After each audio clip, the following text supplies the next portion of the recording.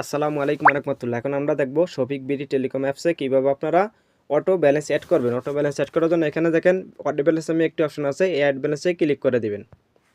Add ব্যালেন্সে click করার পরে আপনাদের সামনে এরকম একটি অপশন চলে আসবে। এখানে আছে মেইনের উপর একটা টিক মার্ক করে দিবেন। টিক মার্ক করার পরে এখানে আছে কনফার্ম, এই কনফার্ম বাটনে ক্লিক করে দিবেন। কনফার্ম বাটনে ক্লিক করার পরে আপনাদের সামনে এরকম মাধ্যমটি চলে আসবে। এখানে আছে রকেট, এখানে আছে উপায়, বিকাশ, ব্যাংক এবং নগদের মাধ্যমে কিন্তু ব্যালেন্স অ্যাড করতে পারবেন। তো আপনি যেই মাধ্যমে ব্যালেন্স অ্যাড করবেন সেই মাধ্যমটা এখান থেকে সিলেক্ট করে নেবেন। তাই বিকাশটা সিলেক্ট করে নিচ্ছি। বিকাশটা সিলেক্ট করার পরে এখানে আছে অ্যামাউন্ট, আপনি কত টাকা ব্যালেন্স অ্যাড করবেন সেই অ্যামাউন্টটা এখানে দিয়ে দেবেন। তাই 50 টাকা দিয়ে দিচ্ছি আপাতত। তো এখানে আছে নেক্সট বাটন, এই নেক্সট বাটনে ক্লিক করে দিবেন।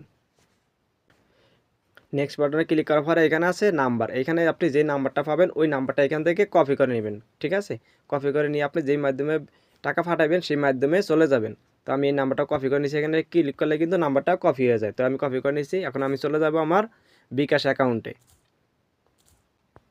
তো আমি অলরেডি আমার বিকাশ অ্যাকাউন্টে চলে আসছি। এখন আমি ওই নাম্বারে টাকাটা পাঠাইবো। তো আমি সেন্ড মানি, সেন্ড মানি অপশনে ক্লিক করে দিলাম। দেওয়ার পরে এখানে আছে নাম্বারটা, আমি নাম্বারটা দিয়ে দিলাম, যে নাম্বারটা কপি করে আনছি।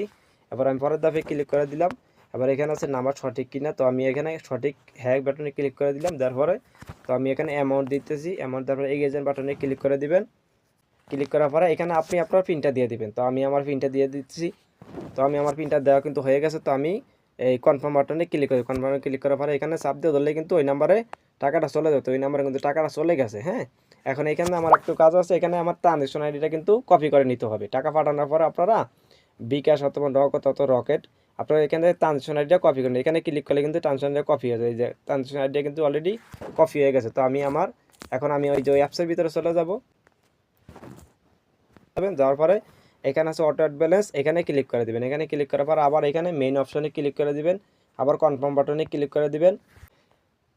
কনফার্ম বাটনে ক্লিক করার পর এখানে মাধ্যমগুলো আপনি যেই মাধ্যমে টাকাটা পাঠাইছেন সেই মাধ্যমটা এখান থেকে সিলেক্ট করে নেবেন। তো আমি বিকাশে পাঠাইছি, বিকাশে সিলেক্ট করে নিয়েছি। তো আমি 50 টাকা পাঠাইছি, 50 টাকা অ্যামাউন্ট সিলেক্ট করে নিয়েছি। তারপরে এখানে আছে নেক্সট বাটনে ক্লিক করে দিবেন।